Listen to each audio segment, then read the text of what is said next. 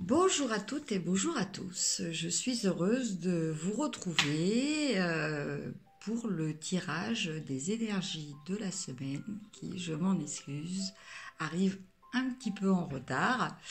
En fait, j'ai fait des vidéos ce week-end, mais je sais pas, ça n'a pas marché. Donc, du coup, bon, je réessaye aujourd'hui, parce qu'en fait, toutes mes vidéos sont faites un petit peu comme des lives, hein. Après, je les diffuse, mais voilà, j'ai pas de préparation, je les fais sur le vif, on va dire. Alors, pour ce tirage des énergies, je vais utiliser le tarot des magiciens. Voilà. Donc, je vais vous tirer des cartes, pas une, mais des, pour le domaine affectif, le domaine professionnel, le domaine développement personnel. Et pour finir, on tirera une petite carte de la sagesse zen. Alors j'espère que vous avez passé une bonne semaine, un bon week-end, peut-être prolongé pour ceux qui ont eu la chance de faire le pont.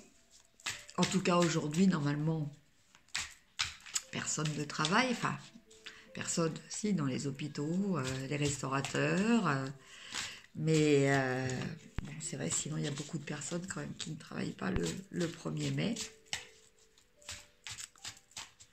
Voilà, j'espère que la pleine lune ne vous a pas trop perturbé. Moi, ça fait plusieurs jours que je n'arrive pas à dormir. Bon, pleine lune en scorpion, d'après ce que j'ai lu, libératrice, donc à voir.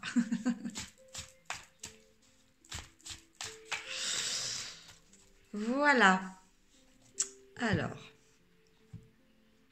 je coupe au niveau sentimental. Donc, nous avons le cavalier de bâton. Voilà. Et nous avons la reine de bâton. Donc, on va quand même être dans une phase active au niveau professionnel, au niveau affectif, excusez-moi.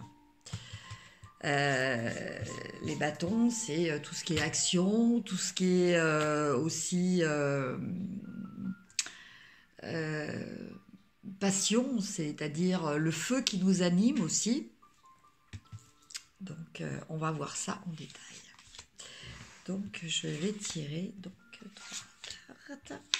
Alors, la première, nous avons le cavalier de Pentacle. Voilà. La deuxième, nous avons le roi de bâton, encore un bâton. Et la dernière, nous avons le 9 d'épée. Alors donc, je reprécise pour ceux qui n'ont pas vu les vidéos précédentes, le domaine affectif concerne aussi bien les relations sentimentales, amoureuses, que les relations familiales, que les relations amicales. Après, comme c'est un tirage généraliste, je vous laisse voir quel est le type de relation qui vous préoccupe un peu plus dans votre vie et adapter l'interprétation par rapport à votre situation personnelle. Alors, avec le cavalier de Pentacle, on est dans une énergie assez matérialiste, une énergie où concernant le domaine affectif, on est peut-être un petit peu dans la possessivité. On est peut-être à dire, voilà, c'est mon ami, c'est mon père, ma mère, ma sœur, enfin, voilà, il y a une notion de, bon, mon amoureux aussi, une notion de vouloir, entre guillemets, considérer que la personne nous appartient. Donc, avec cette carte, on nous dit peut-être de revoir un petit peu cette tendance un petit peu extrême, dans le sens où personne ne nous appartient en fait, hein.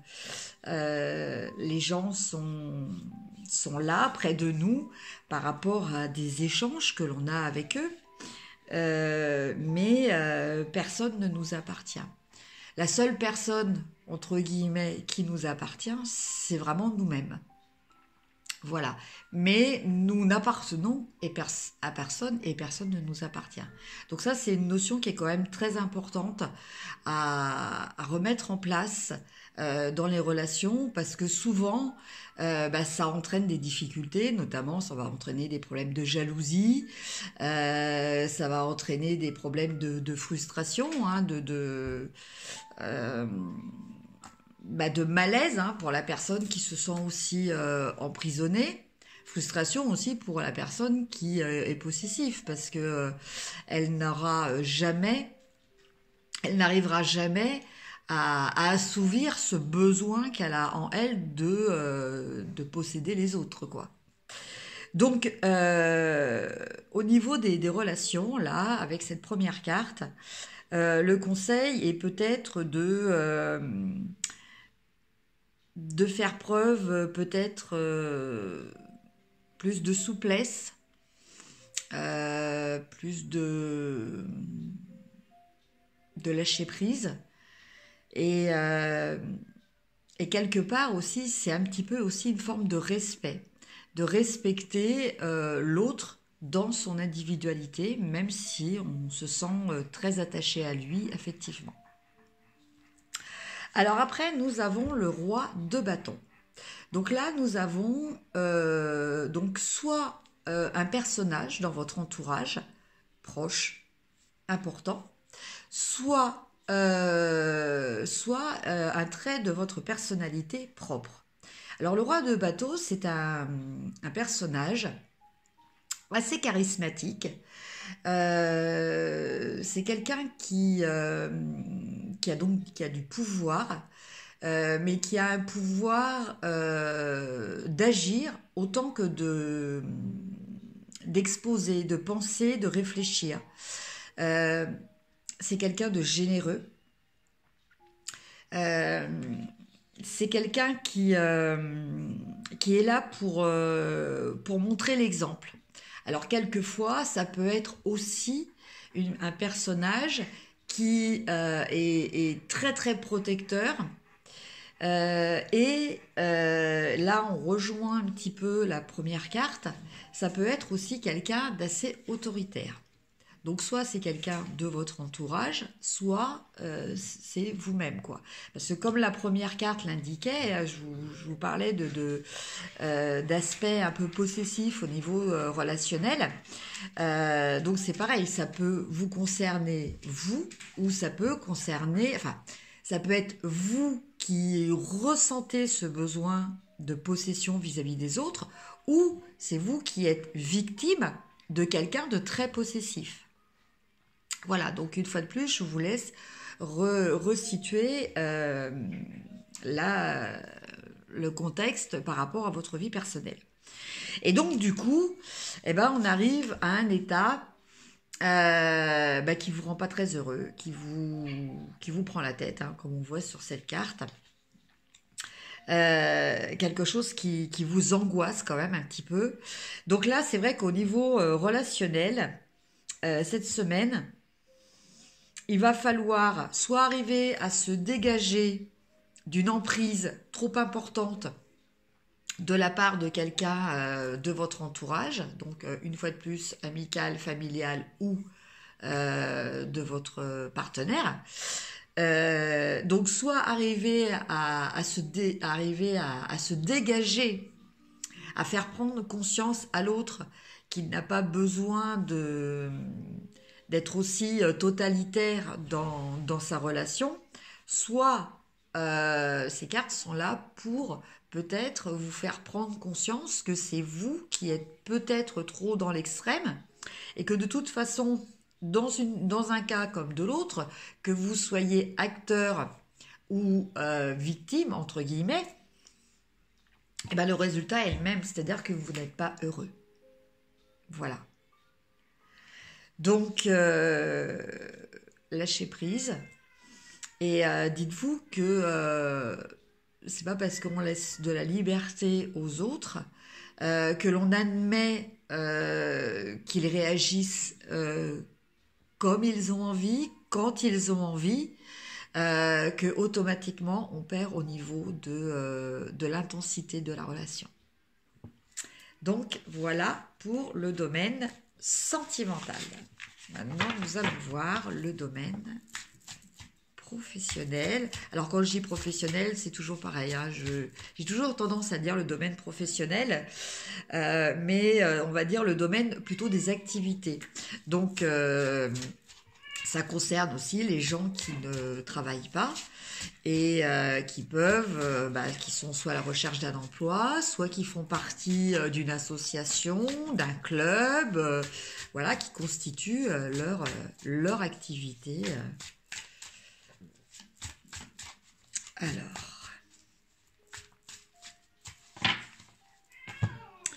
Alors, la coupe.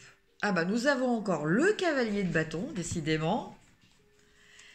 Et nous avons le chariot. Alors, le cavalier de bâton, oui, il y a quand même quelque chose que... là, il y a une notion de vouloir explorer de nouveaux sentiers, on va dire. On a envie de bouger, on a envie d'aventure entre guillemets, c'est-à-dire quelque chose de nouveau, quelque chose qui nous redonne cette petite flamme là que l'on a quand on est en quête de quelque chose qui nous tient à cœur. Donc là, au niveau des activités, il y a déjà cette énergie générale donc pour cette semaine-là, donc du 30 au 7 mai. Alors, donc là je retourne les cartes. Alors, nous avons le roi d'épée, le 3 d'épée et la reine de denier.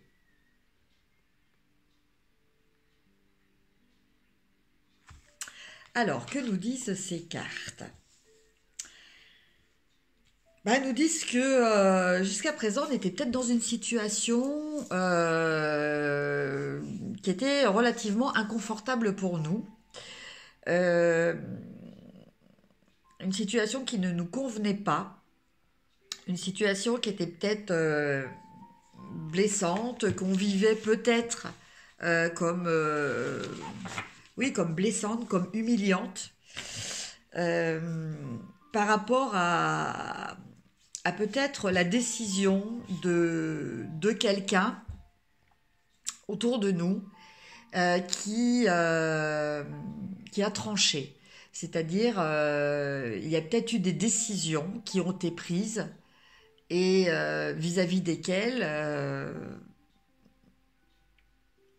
vous n'étiez pas d'accord par rapport à ces décisions qui ont été prises, donc vous les avez subies, et vous les avez subies de façon assez pénible.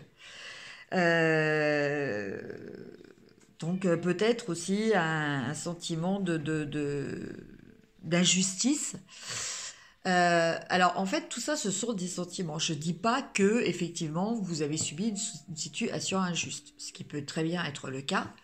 En tout cas c'est ce que vous ressentez. Donc, il faut toujours essayer d'apprendre à faire la différence entre vous, votre interprétation des choses et la réalité. Voilà, parce que bon, quelquefois, on peut considérer que, par exemple, comme je disais tout à l'heure, il y a injustice. Et en fait, ça va être une injustice pour vous, mais la personne qui l'a décidé, elle, en son âme et conscience, c'était pas du tout quelque chose d'injuste. Donc c'est vraiment une question de ressenti. Donc c'est pas quelque chose, on va dire, de réellement objectif. C'est quelque chose qui dépend de nous, de notre personnalité, de notre expérience, de notre sensibilité, de notre façon d'appréhender les événements. Voilà. Donc, c'est pas forcément quelque chose qui est. En tout cas, euh, il y a quand même une douleur, un malaise qui est là, mais qui va partir parce que vous allez réussir ou on va vous y aider. Donc c'est pareil, cette troisième carte, soit c'est vous-même qui avez cette capacité en vous, soit c'est une personne de votre entourage qui représente cette reine de denier. Alors la reine de denier, c'est quelqu'un de très sécurisant, c'est quelqu'un de très apaisant, euh, c'est quelqu'un de généreux.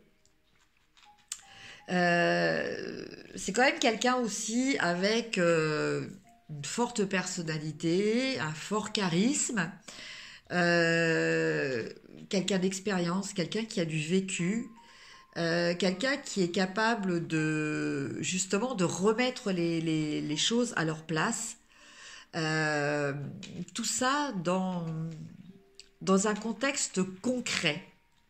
Donc, eh ben, ne vous inquiétez pas si vous avez justement cette sensation de malaise par rapport donc à une décision qui a été prise. Donc cette décision, avec ce roi d'épée, voilà, on peut avoir bah, le chef, un chef de famille. Euh, Après, on peut avoir bah, peut-être un conjoint qui est assez autoritaire, qui a l'habitude de prendre les décisions, ou que vous laissez d'habitude prendre les décisions. Voilà. Et ça peut être aussi le chef d'entreprise, enfin votre supérieur hiérarchique. Voilà. Donc en tout cas, bon, la situation va s'arranger dans cette semaine. Vous allez réussir à retrouver une paix par rapport à ces tracasseries, à ces sentiments d'inconfort que vous aviez dans le domaine de votre activité. Donc, une fois de plus, que ce soit au sein de l'entreprise dans laquelle vous travaillez, dans un club, dans une association, enfin, je vous laisse adapter. Voilà pour le domaine professionnel. Et maintenant, nous allons tirer une petite carte de la sagesse. Alors en fait, ça c'est un jeu, je me rappelais même plus que je l'avais, parce qu'il est vrai que j'arrive à un stade où j'en ai vraiment beaucoup. Donc, bah, comme toutes les personnes qui ont beaucoup de jeux, bah, il y en a certains avec lesquels on a plus d'affinité que d'autres. Et puis après, ça dépend aussi des périodes. Voilà, il y a des périodes où on est plus attiré vers certains jeux que vers d'autres. Alors, on va regarder quel est le message de sagesse qui nous est conseillé en matière de développement personnel, en matière de spiritualité. Quel est le travail que l'on va avoir à faire cette semaine. Voilà, alors il y a une carte qui se détache un petit peu. Alors, dans le zen, chaque jour est un bon jour. Hors du zen, même les bons jours sont des jours mauvais. Voilà, donc je vous montre cette carte. Avec un joli mandala en bas.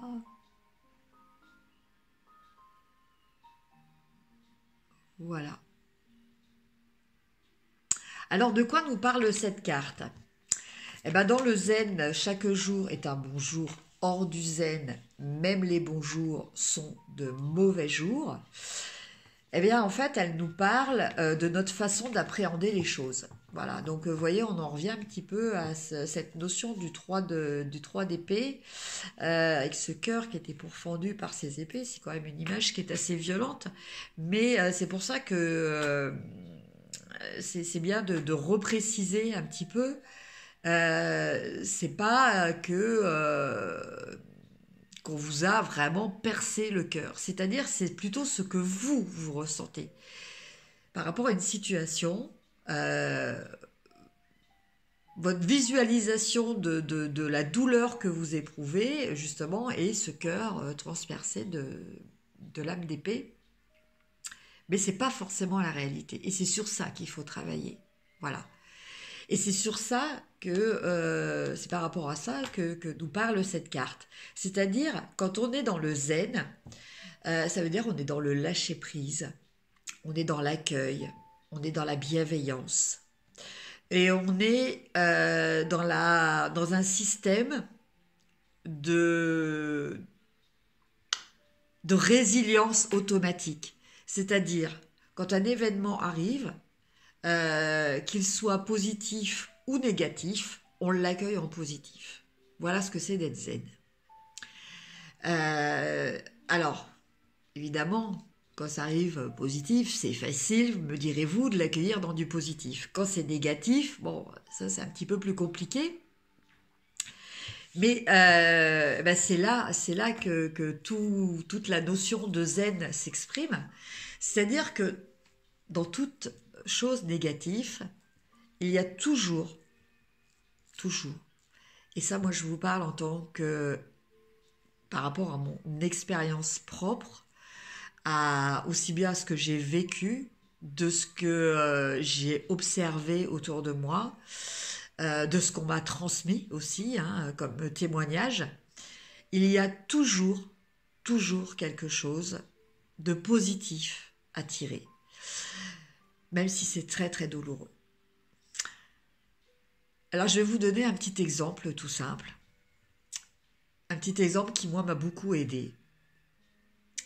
Il y a quelques années, je travaillais dans un commerce et une personne est rentrée dans le magasin. Donc cette personne avait des difficultés à marcher, elle avait des difficultés à parler. Mais ceci dit, on comprenait très bien ce qu'elle disait, elle se déplaçait toute seule. Et elle m'a raconté un petit peu sa vie. Et elle m'a dit que, en fait, elle avait fait 2 anévrismes, 2 ruptures d'anévrisme, dont la deuxième très grave, qui, qui l'a condamnée et c'était le diagnostic des médecins, à rester tétraplégique à vie. Même plus que tétraplégique parce que elle n'avait plus du tout l'usage de la parole. Donc elle était complètement paralysée de la tête aux pieds. Et elle entendait les médecins dire que de toute façon, elle resterait comme ça toute sa vie. Et elle a décidé de se battre. Elle a décidé de se battre, cette femme, malgré ces 2 accidents, malgré que avant ces accidents, elle avait perdu son mari, elle avait perdu sa fille unique, mais elle a décidé de se battre. Et quand elle est arrivée dans le magasin, qu'elle m'a raconté son histoire et que elle m'a dit la phrase que je vais vous transmettre maintenant, là, ça m'a énormément fait réfléchir. Moi qui me préoccupais de mes petits tracas quotidiens, je me suis dit que là, je venais d'apprendre une grande leçon. Et donc cette femme m'a dit, donc elle s'était battue, que les médecins n'en revenaient pas, qu'elle ait réussi à remarcher, à reparler. Et cette femme me dit, vous savez, n'oubliez jamais que la vie est belle. Voilà, c'est le message que je voulais vous partager. Parce que je me dis que c'est pas un hasard si on me l'a transmis. Et que je dois aussi à mon tour le transmettre. Voilà. Alors, écoutez, restez zen. Essayez, si vous ne l'êtes pas, essayez de le devenir. Apprenez à faire confiance à vos guides, à faire confiance à vos anges, parce qu'on n'est jamais seul. On est toujours entouré, même si quelquefois on se sent énormément seul. Mais non, il y a toujours nos anges qui sont là, que ce soit nos anges des cieux ou nos anges terrestres, parce que nous avons aussi nos anges terrestres, hein. Souvent, ce sont des très très bons amis ou des membres de notre famille avec lesquels nous sommes très très proches et qui sont toujours bienveillants et très protecteurs, très généreux vis-à-vis de nous. Mais voilà, le principal, c'est voilà, de réussir à être zen. Sur ce, je vous souhaite une excellente semaine. De toute façon, je vous retrouve là d'ici très peu pour les énergies signe par signe du mois de mai. Voilà. Et puis, je vais lancer une nouvelle rubrique de développement personnel. Donc, bah, restez bien abonnés à ma chaîne. Si vous ne l'êtes pas, bah, appuyez sur s'abonner, la petite cloche qui est à côté pour être averti quand je poste des vidéos. N'oubliez pas de liker aussi, ça me fait très plaisir, et de mettre des commentaires. Et puis, si vous avez envie de guidance personnelle, ou si vous êtes dans une période un petit peu difficile, parce que je fais aussi du coaching en psychologie, voilà, je suis à votre service. Je fais aussi des soins énergétiques et de la communication animale pour ceux qui le souhaitent. Je vous souhaite une excellente semaine et je vous dis à très bientôt. Merci, au revoir.